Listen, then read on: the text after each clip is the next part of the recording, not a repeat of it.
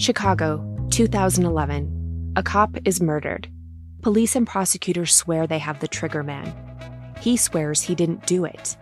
How far will each side go to prove they're right? Like it's just one bombshell after another, where you're like, what? The story of a PlayStation, a brain-eating amoeba, and the relentless pursuit of justice. Off Duty, out now. Listen wherever you get your podcasts. Howdy, howdy, ho, and welcome to Fantasy Fan Fellas. I'm Hayden, producer of the Fantasy Fangirls podcast and your resident lover of all things Sanderson. And I'm Steven, your bookish internet goofball, but you can call me the Smash Daddy. And we are currently deep diving Brandon Sanderson's fantasy epic, Mistborn. But here's the catch. Steven here has not read Mistborn before. That's right, hey. So each week, you'll get my unfiltered, raw reactions to every single chapter. And along the way, we'll do character deep dives, magic explainers, and Steven will even try to guess what's next. Spoiler alert, he'll be wrong. Newsflash, I'm never wrong. Episodes come out every Wednesday, and you can find Fantasy Fan Fellas wherever you get your podcasts. Running a business means juggling a lot of moving parts. And when your communication tools can't keep up, things start to slip. Missed calls, slow replies, scattered conversations. They're not just frustrating, they're lost opportunities and revenue left on the table. That's where Quo comes in, spelled Q-U-O. Quo is the #1 rated business phone system on G2, trusted by over 90,000 businesses. One shared business number for calls and texts, so every conversation stays visible, organized, and accountable. It works from an app or computer. You can keep your existing number, add teammates, and sync your CRM, letting you scale without adding complexity. And with built-in AI, Quo logs calls, summarizes conversations, and flags next steps, even after hours. Stop missing customers. Stop leaving revenue on the table. Try Quo free and get 20% off your first 6 months at quo.com/tech. That's QUO.com/tech. Quo. No missed calls, no missed customers.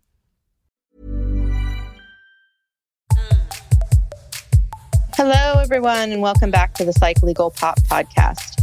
This is a podcast where we talk about popular culture through the lens of an attorney and a therapist.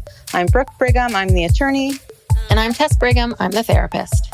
And today we are joined by our friend, Dr. Ashley Scolaro. She is a doctor of cognitive neuroscience.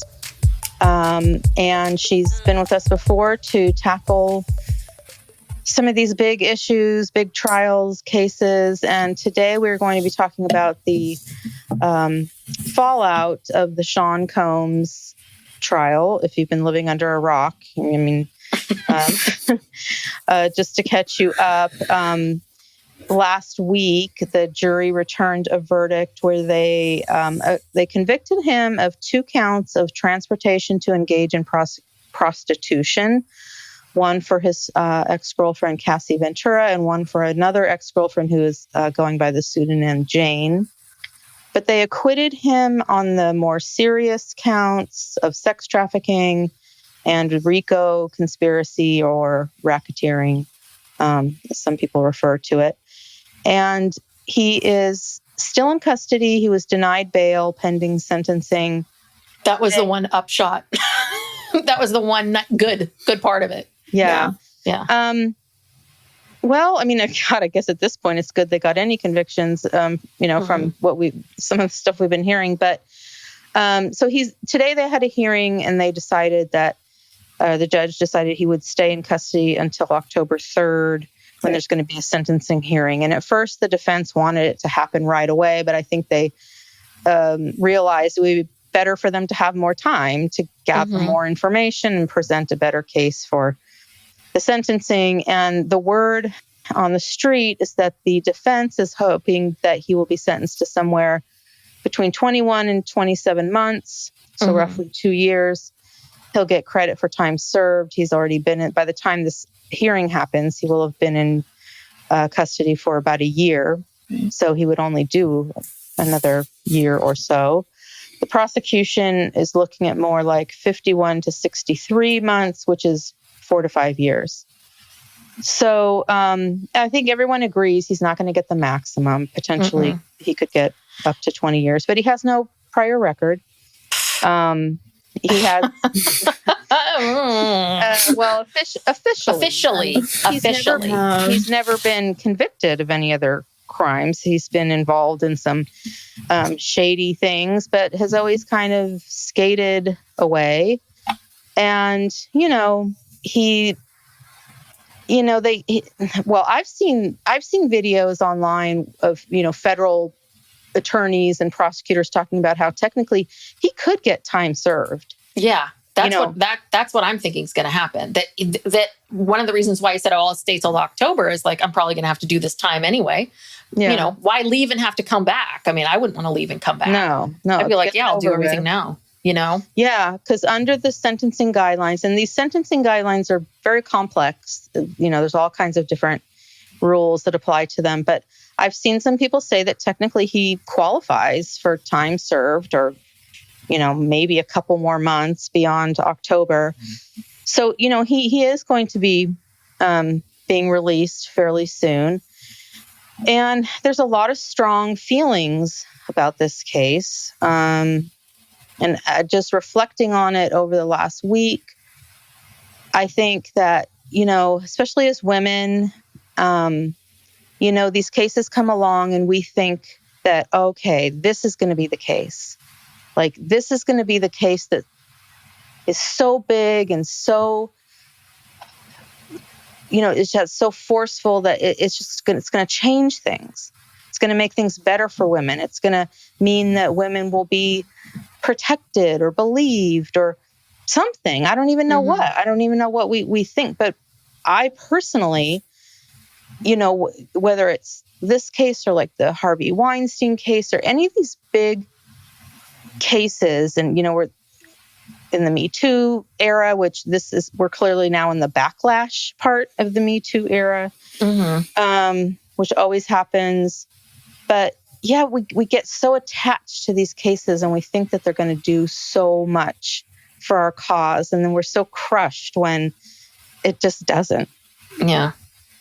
So that's kind of how I've been feeling, and I feel like I've had blinders on myself, and now that I take the blinders off and I really look at the case and I see what the jurors are saying and look more logically at it. Yeah, I mean, I was kind of being a Pollyanna, honestly. Yeah, me too.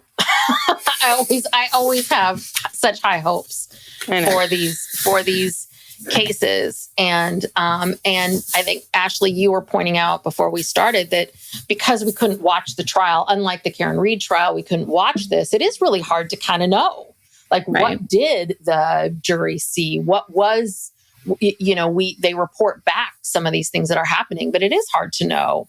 I watched one of the alternate jurors on, can't remember if it was CNN, maybe CNN.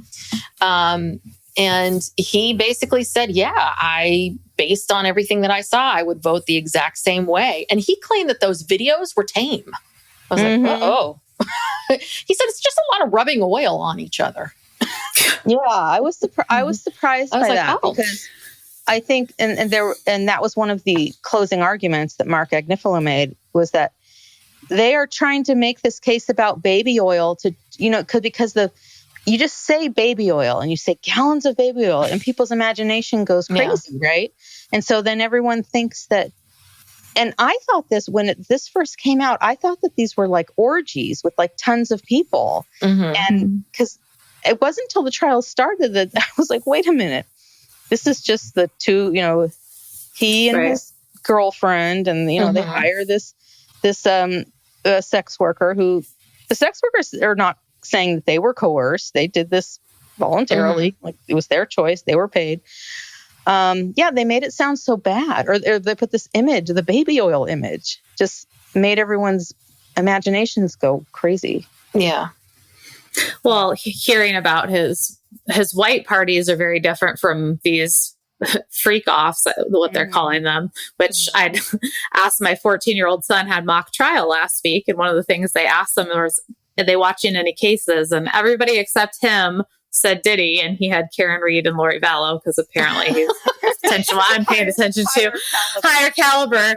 But he was just like, I can't believe he didn't get convicted. And I said, what's your understanding of what he was being charged with? And he said, oh, orgies. And I was like, okay, first, I know that you knew that word, so let's have a conversation about that, and what would be illegal about that. So I think that's also confusing as where these things were happening. And when we're seeing Cassie in that video getting dragged out of a room, that might not have been when one of these things were happening, but that's the situation she's in. It's her, it's this escort, it's him and his security detail. And that's it.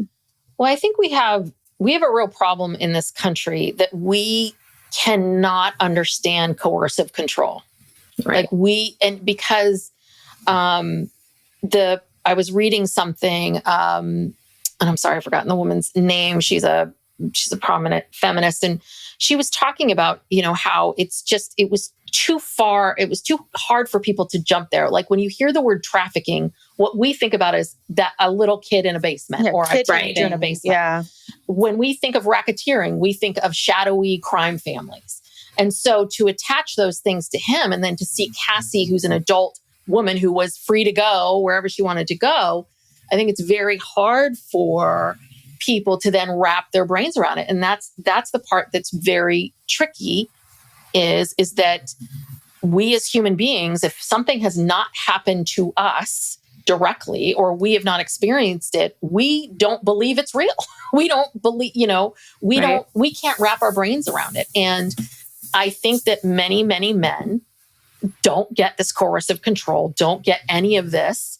And I think a lot of women do too. I think it's just this idea is just too hard. And I don't know if the laws need to be written differently. I don't know, but this is the part that they really missed. And maybe they needed to have more experts come in and really talk about like what it means to be in an abusive relationship, that maybe it was voluntary in the beginning, but then it stopped becoming voluntary. And this is what this looks like.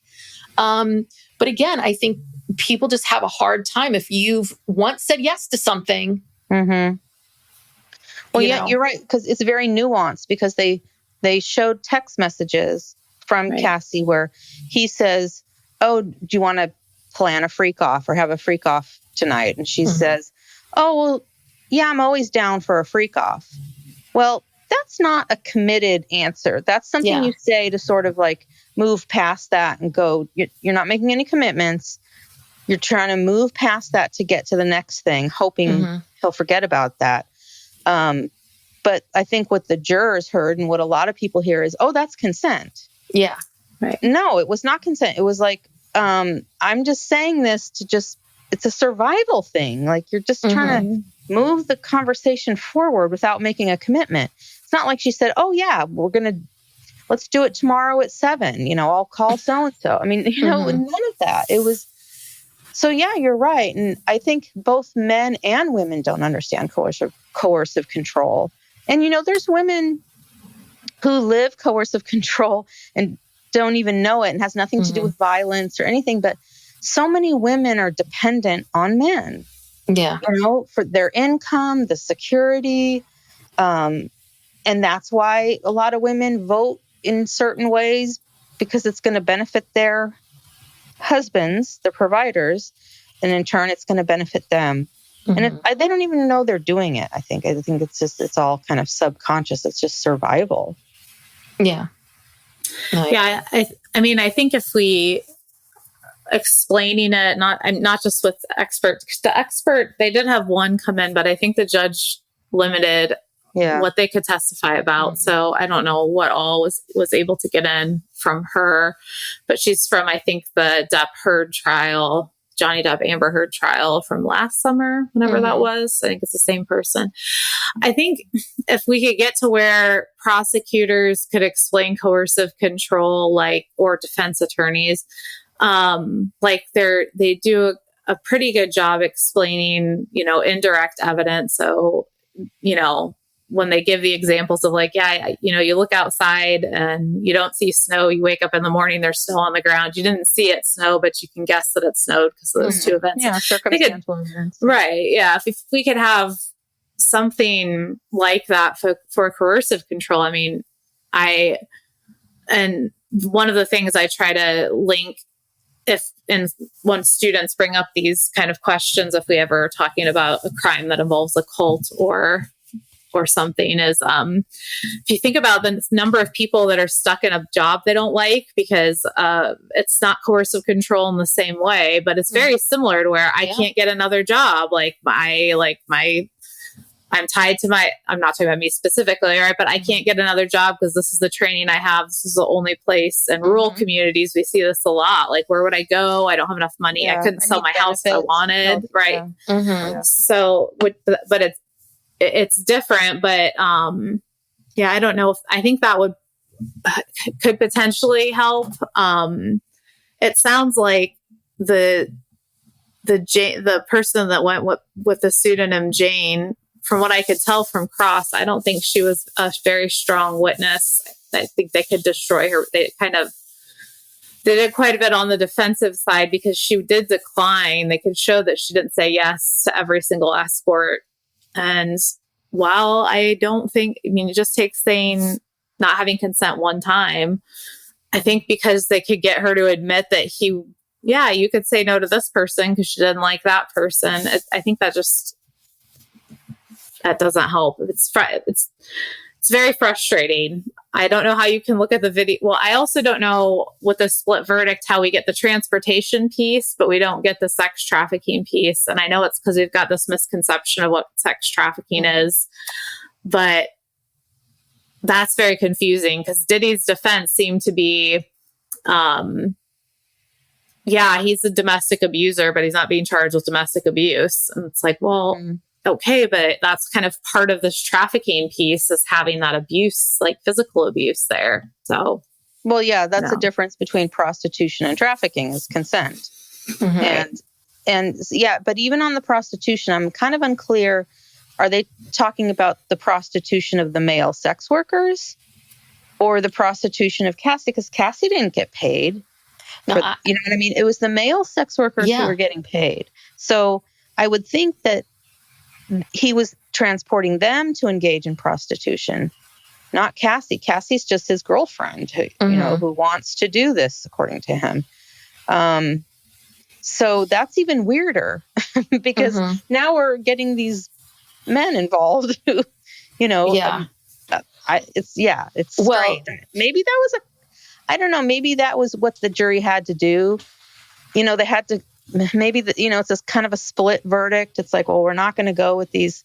There probably were some people who were leaning towards the stronger verdicts, the charges. And maybe this was a compromise. Because it kind of doesn't make a lot of sense. I think another big part of this is, despite it being 2025, we still see men and women when it comes to sex very differently. And so it was Diddy, Sean Combs by his government. Combs was this rock star, and hey, he's a swinger, and he likes to have, he likes to do these things. But then it's like, we then look at, whether people are not going to admit this, but I think that people can really explain away Diddy and his behavior and, hey, he's a swinger, he's a partier and all this, versus Cassie. Someone, and I think that I do believe that people had a lot of judgment towards her, judgment for staying in this, judgment for all, not getting out, judgment of her doing these things sexually. We still really have a problem in this country where we look at women who, very differently than men when it comes to sex. And I think that that's the biggest thing between this and R. Kelly is that R. Kelly was minors, and we can, we're so good about that. But again, Cassie was 19? Yes, 19. That's not too far off. And that's the problem. Which is, if it was 2 years earlier, I think this would be totally different. But the problem is, and it's so silly. It's like, 18? You suddenly have, things are different. But I think that was the big difference, is that R. Kelly, they weren't going to let him get away with it. And this, they were like, they're adults, Right. That was just my thought. Yeah, and the financial piece of it too. You know, the financial dependence. You know, because people keep saying, "Well, she was free to leave. She was free to leave." Well, I mean, we've talked about this. Was she free to leave? You know, where was she going to go? You know, she invested all this time and energy into this singing career, and you know, that was her dream. It's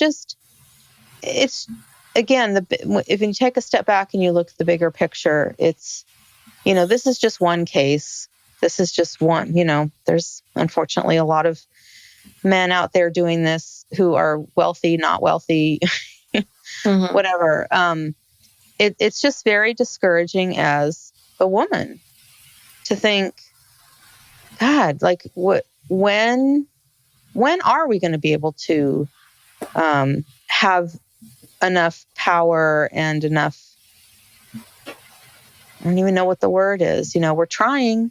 Yeah. We're trying to get there so that, you know, we're not susceptible to this. But at the end of the day, I'm sorry, this isn't going to make me very popular, but at the end of the day, we'd rather elect a felon than elect a woman as as the president. I mean, that's really, truly where we're at.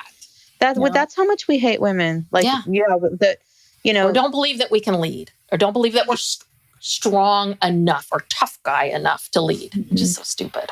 I mean, we have bypassed a couple of, I mean, you know, I don't care what your political views are.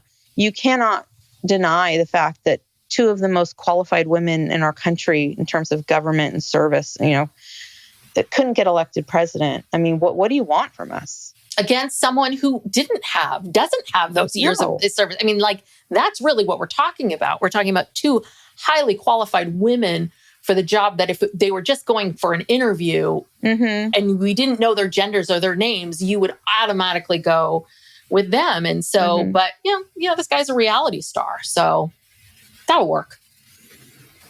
And look how well it's going. Yeah. I mean, I worked on Kamala Harris's campaign when she was here in Iowa. Not this most recent time, obviously, because that was so quick. There wasn't a primary, but before then, my 14-year-old got to interview her. Actually, they did this like cute little series on YouTube. But point being, she came in with a million other things she had to do in that like hour-long time she was interviewing these kids, or they were interviewing her. But she still sat down and spent about 5 minutes just talking to my son, who I think was 7 or 8 at the time, and talking to me. And before, I mean, she's super qualified, super nice person. I mean, I'm sure there's times where she's not a super nice person, but it is, the view of women is upsetting. I'd hoped, I think that Cassie being so pregnant during the trial that might have backlashed on her as well. But I was hoping that would be a little bit of empathy. Yeah. I thought it was going to give her a lot of empathy. I thought it would, but let's stop and remember that women are at their highest likelihood of being murdered, right, when they're pregnant. Yeah, you know, period. That's just a statistic. So, I don't think we give regard to that. I don't think we give regard to any of it, and that's what's so sad about it is, you know, the thought that, you know, women who are talented and intelligent and have everything going for them think that, like, fall prey to this. Like, we need to raise women who would look at someone like Sean Combs and be like, ugh, you know, disgusting. I don't care how badly I want a record contract. I'll get it some other way. You know, I'll get it by myself, or I won't. You know, and that's another thing, you know, in our culture, everyone wants to be famous, you know, even if it's just Instagram famous or famous, or be a star, you know, run in these circles, you know, do this, that. It's like too much of our culture and our society is wrapped up in this lifestyle. Yeah. I agree with you on that, but I will say that, you know,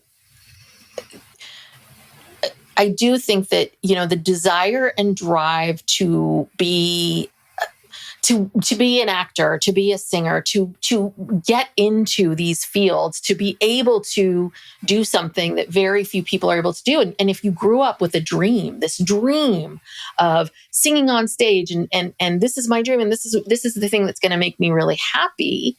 You develop this dream before your brain is fully formed. You get into this relationship before your brain is fully formed. And then what happens, I believe, is it becomes like I have to stay in order to get my dream. Mm-hmm. And I really do. I mean, I think Cassie had part of the process of her and where she's at in her life right now is basically saying, I'm never going to be a singer. Like that's not going to happen for me. But if you've spent a long time dreaming of this, wanting this, trying to get this thing, it is devastating when it doesn't work. And then if you feel like you've been doing all these things that maybe you don't really want to do, but you're justifying it, so now the justification is I have to be famous, in order to feel like this was all worth it. Mm-hmm. And that's Sean Combs knew exactly what he was doing. He did what Harvey Weinstein did. He did what Bill Cosby did, which is he dangled his power, dangled some kind of carrot of like, I could help you. God, Cosby did nothing. I mean, God, he dangled the carrot and then drugged you. Mm-hmm. So it's unbelievable. It's truly, truly unbelievable that we continue to, these men continue to get away with it. As Cosby did too, because he's home now. On a technicality. Ugh. That's just, that really gets me. But yeah, I do wonder, like, what if the outcome would be different if we had been able to watch this trial? If we had been able to, well, I guess the jury is the jury. It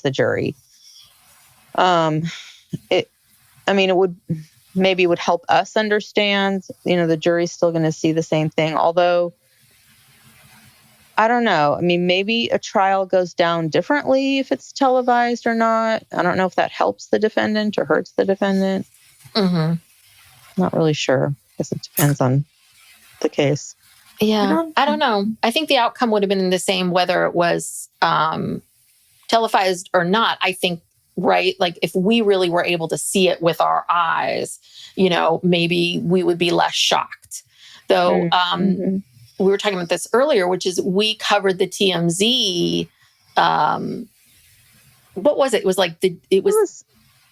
It was like before the trial, they did a series of little 1 hour things, and it was called Diddy's Defense, and it was anticipating what his defense was going to be, and they had this mock jury who also acquitted him. And that's what we saw. And it was the same questions, the same issues, which was, it was very clear to that mock jury that like, oh, okay, yeah, this was a prostitute sex worker being brought from one state to another. That's very clear. But they could not wrap their brains around the racketeering, RICO stuff at all. Because they were like, well, where's the money? Shouldn't there be money involved in this? Like they couldn't figure that out at all. So when the verdict came down, I was like, oh yeah, it's exactly how TMZ predicted, because and that was always people's concern. And I think Brooke, you were bringing up a good point earlier about how I think before we started recording about how Sean Combs has been a bit of a nuisance for New York, and that maybe this is why there was such a prosecutorial overreach. Oh yeah, definitely. And also you got to think about it like the women prosecutors, and I do think it was, look, we've got Maureen Comey, we've got these women who are very serious, very smart. Psych Legal Pop will be back after these messages.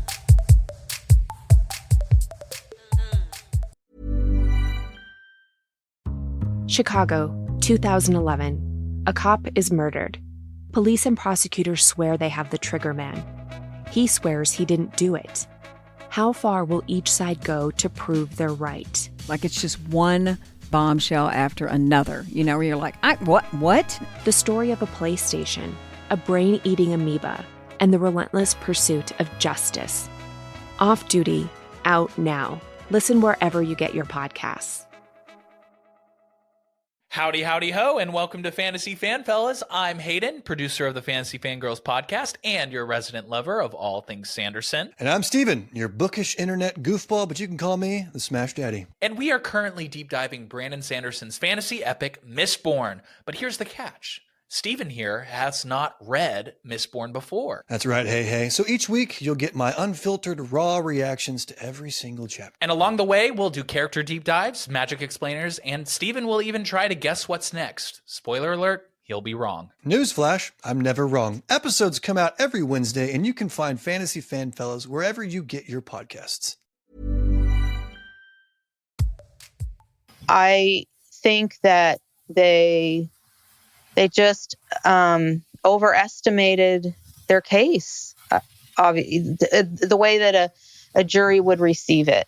Mm-hmm. Because I don't disagree with what they were arguing in a lot of ways. I mean, again, I wasn't able to, hear all the testimony, but they were making very nuanced arguments about, okay, well, what is a criminal enterprise? They were arguing that Bad Boy Records was a criminal enterprise because these assistants were forced to do whatever Diddy told them to do, or they were out.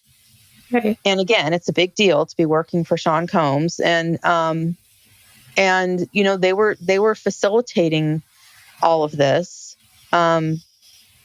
So they were really trying hard. But again, at the end of the day, I think it all comes down to the consent issue. Mm-hmm. They just didn't buy it. No matter what these employees were doing, even if it was a criminal enterprise, you still have to have a victim who's, being hurt by it. Mm-hmm. And if they don't believe that Cassie or Jane is being hurt by it, then it doesn't matter. These people could be all crooked. And, that alternate juror, he made a comment that, I don't think he didn't think a lot of those witnesses were very credible. Mm-hmm. Meaning Cassie and Jane? No, like Diddy's employees. And yeah, Capricorn's story about being held at gunpoint and given lie detector tests. Her 2 kidnappings came up again in this. Didn't find her believable. Mm. Yeah. And that woman, Dawn Richard, who was in Danity Kane, he mentioned her, that he didn't think she was credible. So, I think this is a case where these prosecutors were trying really hard intellectually to fit. Yes. It's almost like intellectually trying to fit a square peg into a round hole, and it just didn't work with the jury. Yeah, because we've talked about this, and we talked about this on the podcast a lot. People do not do well with the shades of gray, of the subtleties, of the nuances. I mean, anytime we've even talked about things that are very nuanced, we've gotten a lot of backlash about, because people sort of misunderstood what we were talking about. And I think that when it comes to trials and cases, especially when it comes to like locking someone up for the rest of their life, I can understand a little bit, like, I need it to be black and white. And if it's not all one this thing, I've got to go this other direction. And so anyway, and I just think that we, again, psychologically, I also think that there is something with separating ourselves. I think that especially maybe women want to feel like there was a choice so that they know, oh, that would never happen to me. Mm. Do you know what I mean? Because the thing is that truly, coercive control is someone kind of coming in and slowly drip, drip, drip, drip, slowly turning the dial and pushing and pushing and pushing and doing it until you're trapped. And I think that seems so out of control and so scary. And so a lot of times I think we want to just separate ourselves from it and be like, well, she had a choice. She had a choice. Someone can't coerce you to do anything. That could never happen to me. To me. To me, that could never happen to an intelligent person. That could never she must be shallow, right? Like all of these, she could be someone who, yes, wants fame and wanted the money and wanted all of these things. Absolutely. And also slowly tick, tick, tick to the point where she just didn't know anymore. she couldn't get out. And we saw a video of it. We saw a video of her trying to leave. Mm-hmm. And we saw what happened to her. So that didn't seem like a choice. No. It came up again at this trial when the jury says that they're hung up, and then they give them psychology, we've been calling it the dynamite charge, but I don't know if that's because different states have a different, if it's the Allen charge or what it's really called, where they have to send them back. I wonder, we probably would have had a mistrial on one of the counts. I don't know if they'd try him again if it would have been a mistrial. I suspect maybe they would have, but I really don't like when if a jury says we're deadlocked, I don't like that a judge can say, no, go back in there and talk more, because I think from the perspective of like the legal system side, I can understand why they've spent all this time in this trial and they want to make sure that jury's for sure deadlocked. But at the same time, like now you're kind of anybody that had solid footing in an area could all of a sudden be coerced into changing their mind because, the judge says we have to make an opinion. I've been here however many weeks I've been here for this trial. Mm-hmm. But it's odd that they were deadlocked like that. And then not very much longer before they had a verdict. So, well, yeah, it was 1 hour into deliberating. And when they sent that first note. Juror 25 is not following the instructions. And we don't know which way that juror 25 was leaning. We don't know if that was leaning one way or the other. But, it could have been something kind of random or petty. They were just being difficult about something. But and that's a big problem. The psychology of I served on a jury for a month, and trust me, when you get that case, you want to get it over with and get out of there. Mm-hmm. And these jurors have been there. I think it was like a 7-week trial, and it's just human psychology. There's a holiday weekend coming up. Yes. They want to be out there for the fireworks. Yeah. And the guy, there was a interview with someone who was actually on the jury, not the alternate guy, but another guy gave an interview where he was saying that he was getting backlash from people saying, you didn't, this was too fast. You didn't consider all the evidence, whatever. And he was really upset about it. And he's like, we deliberated for almost 2 days. And I'm just like, oh, wow. 2 days for a 7-week trial where someone could possibly be going to prison for life. Okay. Was that really enough time? How did things change so quickly and drastically? Yeah. It's kind of a scary prospect. This is how they do it. And, we don't know what they're doing back there. Right. Which is, psychologists always want to go figure out what people are doing when they don't think anybody's watching. But I think that's where going in and actually hearing what's happening would be valuable from psych research perspective, because the mock trial, I think I remember that the TMZ thing you're talking about could be confusing it with something else, but you never know what they're showing them. And it's never the same circumstance because it's not the actual trial. So regardless of what they say, there's not the same consequences as if I'm actually on the jury and this person's actually found guilty and potentially sentenced to life. Those are a lot higher stakes than I'm on this mock thing. Even if I'm on television or I'm in a study, it's still not the same. Doesn't mean it's not valuable information we get from it. But the things that when we're trying to do research just on how to structure a jury to be equitable towards people, is really hard to do when we don't know what's actually going on and can't see what they're actually saying behind those closed doors. Because some people have argued we need 6 people, not 12 people. We need every state or jurisdiction or wherever needs to have that same rule. That I think in Massachusetts, it must be a rule, or at least the judge there said, don't start with a straw poll, because the research shows if you do that, people they'll stay where they were before instead of deliberating. But we just don't know what they say back there. I would love to know more. I also totally understand the jurors not wanting to talk about what happened. So the ones that do, I'm always grateful that they do, because I can't imagine. A month is a long time, Brooke. How did you get on that? How did you get on that jury too? I'm always like, I don't think I'll ever get on a jury, but. Well, it happened to be that, both sides had used up all of their peremptory challenges. And so then I was the last person in the box.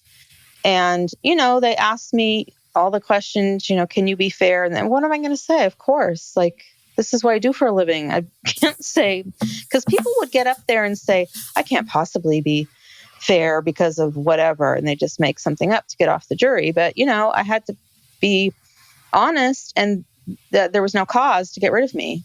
So I got on. And so I was going to say, I went to a seminar many years ago where they showed a video. I think this happened, I want to say it was Arizona.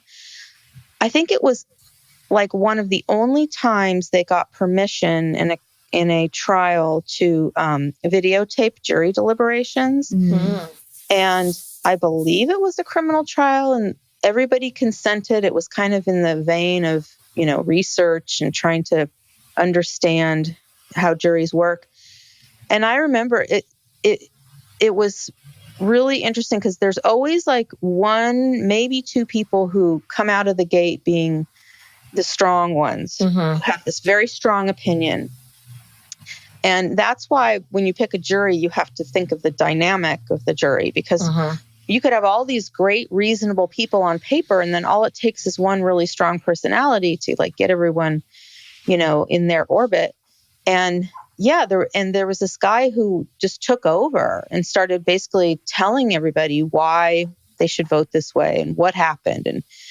And one thing that people do, and they did this in the jury that I served on, people constantly say, well, if that were me, right. Well, when this happened to me, yes, they bring everything back to them. Yes. And they don't consider the circumstance that someone else is in, which explains all of the reasons why the nuances with sex and race and everything else kind of go by the wayside. Because what do you get? You get the consensus of a bunch of white people and a certain kind of white people, certain demographic of, age and education, whatever. And also remember, this jury was 8 men. The Sean Combs jury is 8 men. And I can just see these men just all hyped up after 7 weeks of all this stuff. And they come out and they have their opinion. And, maybe the guy who said, I can't, the one who was the subject of the note was maybe trying to push back. I don't know. What he was doing. Yeah, I'm not going to, and they blamed it on him, saying that he wasn't following the instructions. 'Cause it sounded like there was some drama back there about that. And the thing is, that bias, it's in every part of our world, of our lives. I mean, I've talked a lot about this, but I go in and I give talks all the time about the multi-generational workforce and about, and it's again, there's all this, people have a hard time understanding, a 60-year-old has a hard time understanding a 22-year-old. Like, in my day, we worked hard. It's like, right. In my day, I love baby boomers telling us, when in my day, I follow the rules. It's like, really? Did you? Come on. Your whole generation is about battling against everything. Shut up. I mean, but that's the problem. If it does not happen to us, if we can't see it, if we can't wrap our brains around it, and we know this too, because, the more exposure we have to a particular culture, to a group of people, the more understanding we are about them, right? The more that we're open to things. And that's a big, big problem, we are self-involved creatures. We do always think about things through our own lens and how we want things to be. And I mean, I don't know. I'm constantly thinking about what is this case especially made me keep thinking, what is the solution? What do we need to do differently so that we can have a more effective way of deliberating? Because I do understand the concept of this idea of a group of your peers, right? Like a group of your peers versus one judge, one person who's had maybe a very different kind of life, right? Like, I don't know if I would want to put, I can understand not wanting to put your fate in one judge's hands, right? Versus 12 people that had different life experiences. But that's a big problem, is that it's a combination of so much of it is about the jury pool, right? Because there were 8 men on this jury simply because my guess would be, right, because of who showed up, who was there.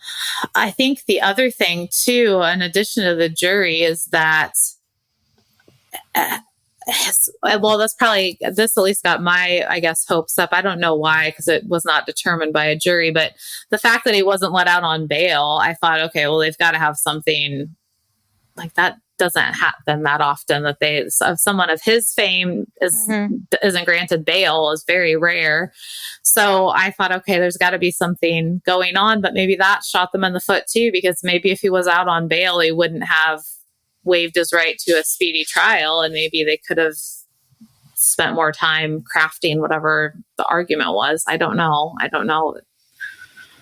what all has to happen.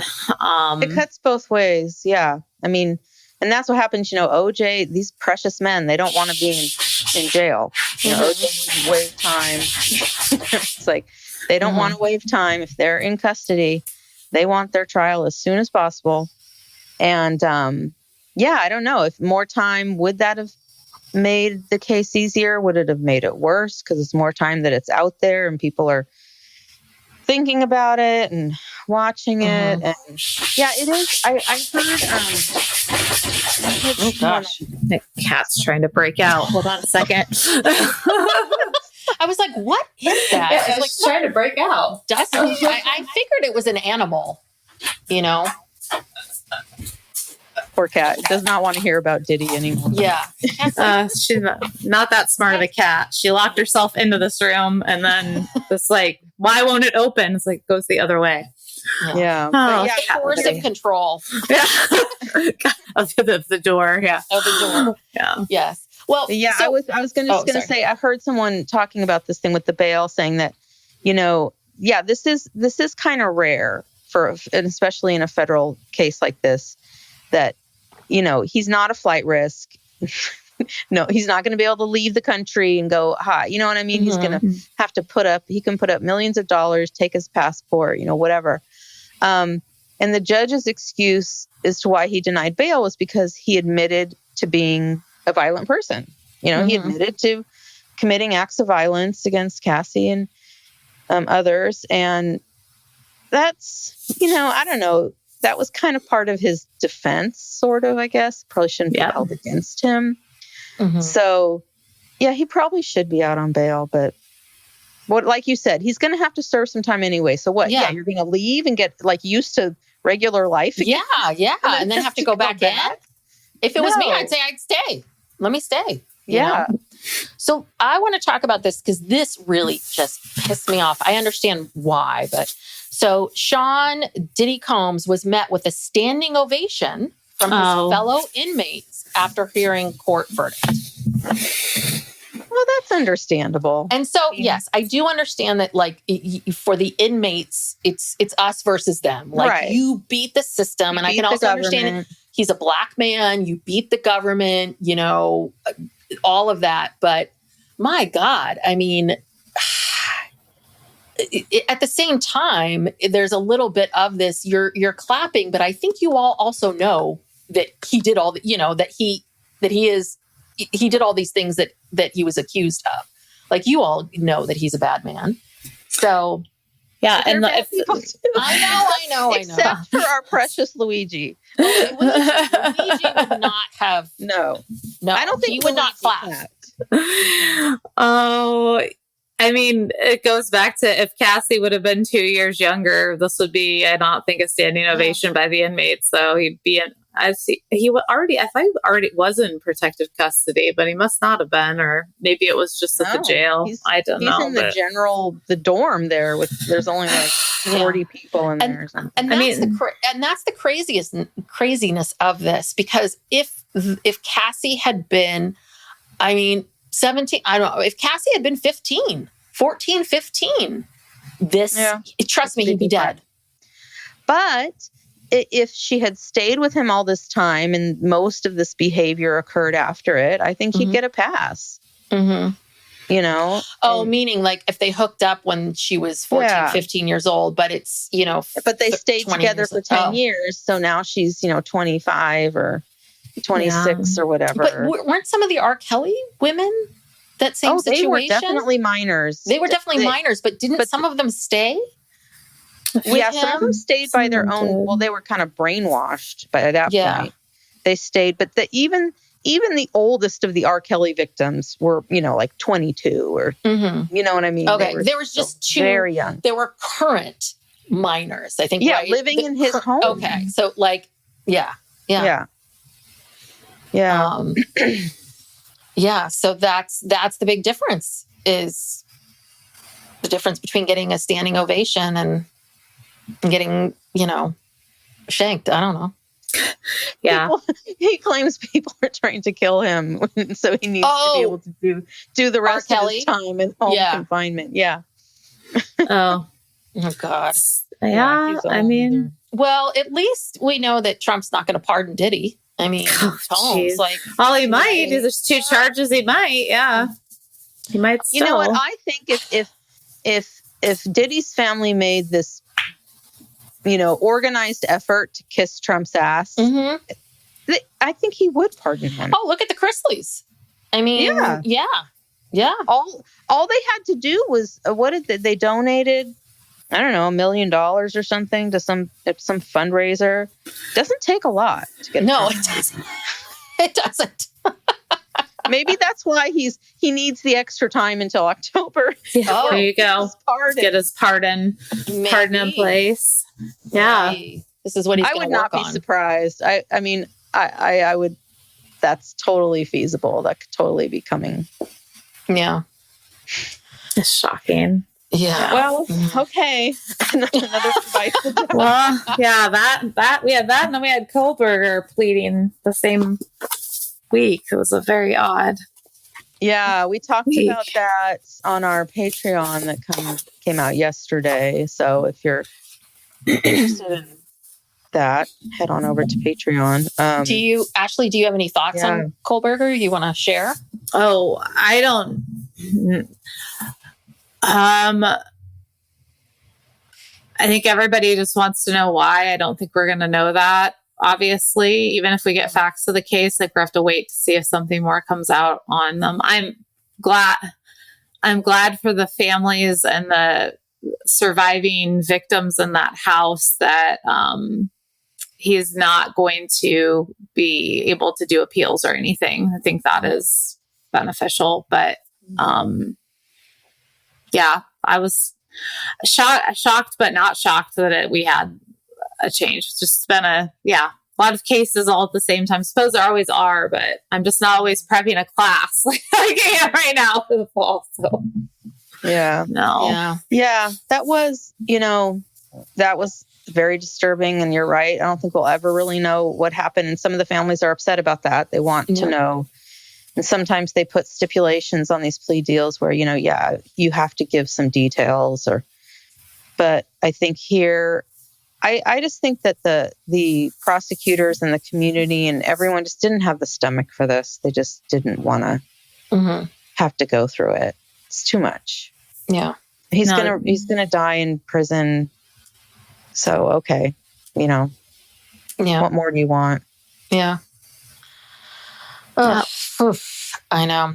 It feels like it really does. You have Karen Reed, that feels like a few steps forward, and then this is a few steps back. It is. It's exactly what you're saying, Brooke, that that's how it's felt for a long time. Me Too felt like a lot of steps forward, and And again, but again, we see these cycles. I mean, 2020 was all Black Lives Matter, and you know what I mean. It's just that now it's like, oh, let's cut all the DEI programs, right? Well, yeah, I've lived long enough now to see this pattern, you know, and I guess it'll just always be this way. There's a backlash to everything, and you know, as much as we like to talk about, you know, our values as this nation of immigrants, look at what we're doing to immigrants. It's all, it just makes no sense. It's maddening. We go through bad times, and then, you know, then Barack Obama gets elected, and it's like, oh my God, we think everything's, this is the before times and then the after times. Yes. And we think it's going to be that way forever. And then no, you know, we slide back, and it's just this constant, I guess we are making progress overall, you know, in the big picture of it, but sometimes it just doesn't feel like it. Yeah. Well, I mean, I think that we are a more humane society. I think we are getting better. I think the problem is that it moves at a snail's pace, and we fight as much as we can against it. And the people that have the power are going to fight and fight and fight. And we, you know, I think that we will continue to move forward. But again, it's just, but in our lifetimes, we might not see it, you know? And I mean, listen, 100 years ago, the idea of electing a Black man as president seems insane. Oh, I never thought I would see that. Yeah. And here we are. And silly us, we thought we could go from a Black man to a woman. Yeah. That was just too much. I don't know if we're going to see that in my life. I don't know if we are. I think you're right. I don't know if I will see a woman in my lifetime. I don't know. But the hope and, you know, the belief and the desire is maybe there'll be a woman in our children's lifetime, you know, so. Okay. Anywho, well, God. Yeah. That's, Diddy's, and he's going to have a song, and Kanye and him are planning. Well, he'll steal someone else's song. Suge Knight, I don't know if maybe it was one of those TMZ specials where Suge Knight was like, I feel really bad for Diddy. Like, he's going to have all these songs that he's going to have to take from other people, because basically what Diddy does, Diddy just shows up on people's songs. Yeah, he has original ideas. I mean, yeah, and look, hey, Suge Knight still hates him. Like, when he gets out, it's not like everything's going to be rosy, okay? Suge Knight still wants him. He still has a lot of enemies, and I don't know. We'll see. But I don't know. Are there any other trials in the pipeline that I don't think so. These were the big ones. Kohberger's the big one. Diddy, Karen Reed, Lori Vallow. There probably is one that I'm just not thinking of now. Like, because I forgot about Diddy and Tyler the last time you asked me that. Diddy was ongoing and I'd forgotten about it. So you're like, what else are you following? Like, nothing. No, that's not true. Diddy. So yeah, I'm not sure. Kohberger's a big one I had on my radar for August, but let's. And what's August? August is the sentencing? August was the when the trial was going to start, or jury selection, I guess. Got it. Yeah, jury selection would have started then. Got it. Okay. Got it. All right. All right. Thank you, Ashley, for joining us. Thank you for having me. Yeah. Ashley very innocently emailed us and said, you know, if you ever want us to come on the show. And now and this poor woman, we're putting her to work. I know. Like constantly texting her. I like talking to y'all. Why did I say yes? Why did I offer this to these women? No. I like talking to you. Thank you for having me on. I've enjoyed it. Well, we will see you again very soon. Yes. Sure. And thank you, everyone, for joining us. You may be watching us on YouTube. We're on YouTube now. Hello. We're getting used to that. I always forget I'm on camera, and I'm like, I should probably be looking in the camera. Where do I look? But you can also find us on all the different social media platforms. If you want more extra content from us, we have a Patreon where we do weekly bonus episodes. You get these episodes ad-free. We do, for our higher tier, a couple other bonuses every month. And what we're doing now, we're still covering And Just Like That. If you're into that show, that comes out on Monday for the rest of the season. It's probably about halfway through. And on Thursdays, we have been talking about trials and true crime. Now we got to find something else to talk about. Yeah. Some of this Diddy stuff, I'm sure, will be ongoing, but it's not quite over yet. But this is what we do on Thursdays, and so check it out. And thank you, everyone. Thank you. Hope to see you soon. Bye. Bye.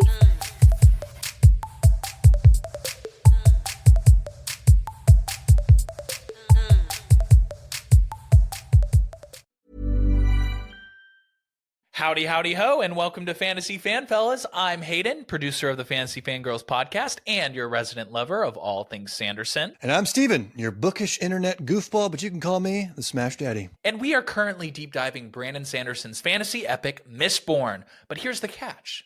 Steven here has not read Mistborn before. That's right, hey. So each week, you'll get my unfiltered, raw reactions to every single chapter. And along the way, we'll do character deep dives, magic explainers, and Steven will even try to guess what's next. Spoiler alert, he'll be wrong. Newsflash, I'm never wrong. Episodes come out every Wednesday, and you can find Fantasy Fan Fellas wherever you get your podcasts.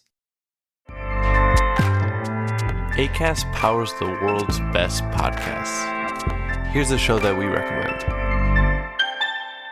Hi, I'm Pace Case. And I'm Bachelor Clues. We host Game of Roses, the world's best reality TV podcast. We're covering every show in reality TV at the highest level possible. We analyze The Bachelor, Love is Blind, Perfect Match, Vanderpump, and anything else you find yourself watching with wine and popcorn. We break down errors, highlight plays, MVPs, and all the competitive elements that make reality TV a sport. And we interview superstar players like Bachelorette Caitlin Bristow and Big Brother champion Taylor Hale. If you want to know so much about reality TV, you can turn any casual conversation into a PhD level dissertation. You definitely want to check out Game of Roses. Acast helps creators launch, grow, and monetize their podcasts everywhere. Acast.com.